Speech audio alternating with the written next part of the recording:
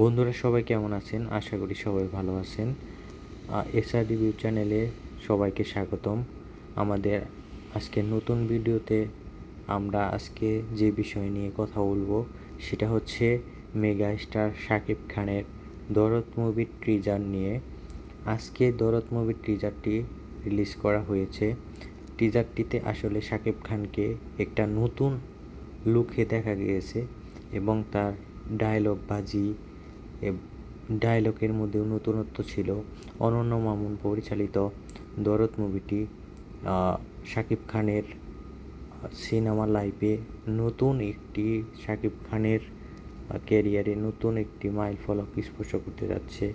তার লুক এবং ডায়লগের আসলে মুগ্ধ হয়ে গিয়েছি এবং দরদের নায়িকা সোনাল চৌহান ভালো অভিনেত্রী, তিনিও এতে ভালো অভিনয় করেছেন। এখন দেখা যাক, ট্রেলার আসলেই দেখা যাবে কি হয়। আর দরদ মুভিটি নভেম্বরের 15 তারিখে রিলিজ হবে ওয়ার্ল্ড ওয়াইড।